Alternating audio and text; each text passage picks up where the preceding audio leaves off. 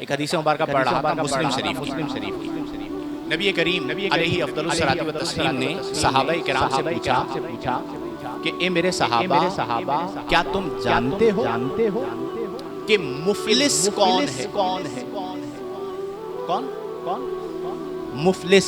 جیسے آج کے دور میں اگر مفلس کہا جائے جس کے پاس پیسہ نہ ہو، گھر نہ ہو، کاروبار نہ ہو، پیسہ نہ ہو، تو اسے کیا کہا جاتا ہے؟ یہ کون ہے؟ تو صحابہ سے پوچھا اے میرے صحابہ کیا تم جانتے ہو، مسلم شریف کی حدیث، کہ مفلس کون ہے؟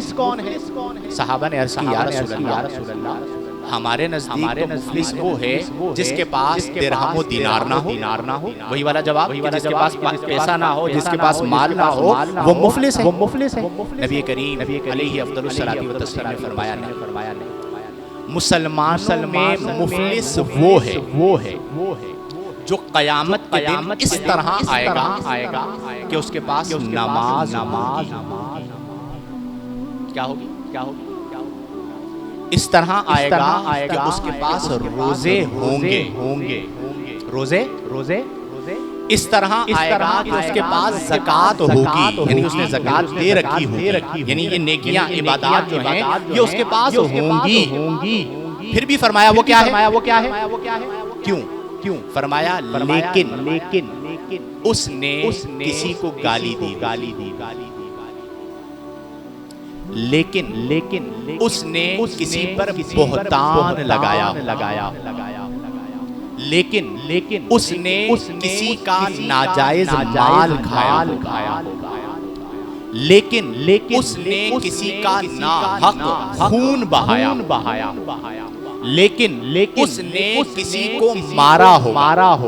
اب نماز بھی لے کر آیا، روزے بھی لے کر آیا، زکوٰۃ بھی لے کر آیا، لیکن گالی بکی، خون بہایا، مال کھایا، ایذا پہنچائی، تو فرمایا کہ اس کی نیکیاں اللہ تعالیٰ لے کر ان مظلوموں کو عطا فرمایا. جتنے مظلوم جن کے ساتھ اس نے ظلم کیا ہوگا ان سب کو اس کی نیکیاں لے کر ان مظلوموں کو دی جائیں گی، حتیٰ کہ جب اس کی نیکیاں ختم ہو جائیں گی تو ان مظلوموں کے گناہ جو ہیں وہ لے کر اس کے نامہ اعمال میں ڈال دیے جائیں گے، اور بالآخر اس شخص کو جہنم میں پھینک دیا جائے. فرمایا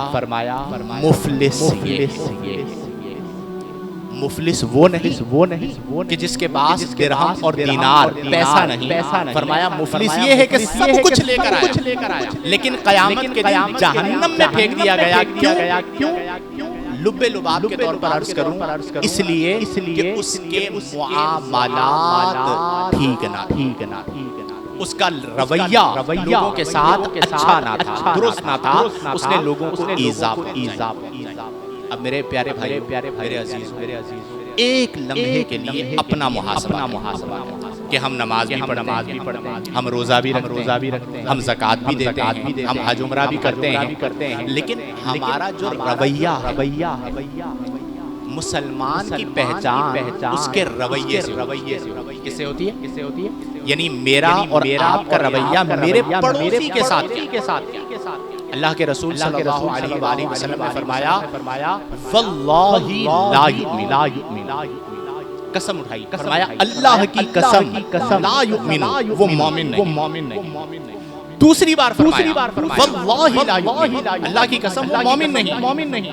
تیسری بار فرمایا واللہ لا یؤمن، اللہ کی قسم وہ مومن نہیں. قیل یا رسول اللہ صلی اللہ علیہ وسلم، صحابہ کرام نے عرض کی یا رسول اللہ کون مومن نہیں؟ تو اللہ کے رسول صلی اللہ علیہ وسلم نے فرمایا من لا یأمن جارہ بوائقہ، فرمایا جس شخص کا پڑوسی اس کی شرارت سے، اس کی ایذا رسانی سے محفوظ نہیں ہے، لا وہ مومن. آج ہم سب غور کریں کہ میرا جو پڑوسی ہے کیا وہ مجھ سے محفوظ ہے؟ کیا وہ مجھ سے مامون ہے، امن ہے، یا میں اس کو تنگ کرتا ہوں، اس کے گھر پہ نظر رکھتا ہوں، اس کی عزت پہ نظر رکھتا ہوں، اس کے مال پہ نظر رکھتا ہوں؟ تو پھر اگر کردار یہ ہوگا کہ جب ایک مسلمان دوسرے مسلمان کی عزت پہ نظر رکھے. ایک مسلمان دوسرے مسلمان کے مال پر نظر رکھے. ایک مسلمان دوسرے مسلمان کی تحقیر کرے, اسے ایذا پہنچائے, تو پھر عملی طور پر ہمارا معاشرہ برباد نہیں ہوگا. پہلے ہوتا تھا صحابہ کرام کے زمانے میں, تابعین کے زمانے میں, کہ اپنے گھر کو مسلمانوں کے محلے میں محفوظ سمجھتے. کیا سمجھتے تھے؟ صرف مسلمان نہیں, ہم وہ قوم ہیں جن کا کردار ماضی میں اتنا اعلیٰ رہا کہ صرف مسلمان نہیں, ہمارے محلے میں اگر کوئی عیسائی آ کر رہتا, کون آ کر رہتا تھا؟ کوئی عیسائی آ کر رہتا تھا, تو وہ بھی اپنی عزت اور اپنے جان مال کو محفوظ اور ان کی بچیاں کہتی تھی کہ میں اپنی عزت کو اپنے لشکر میں اتنا محفوظ نہیں سمجھتی جتنا میں اپنی عزت کو سلطان صلاح الدین ایوبی کے لشکر میں.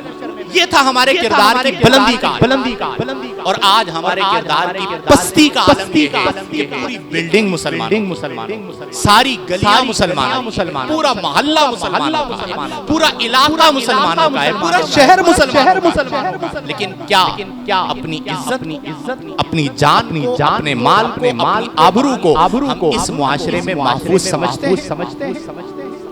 تلخ حقیقت کہ نہیں. کیوں؟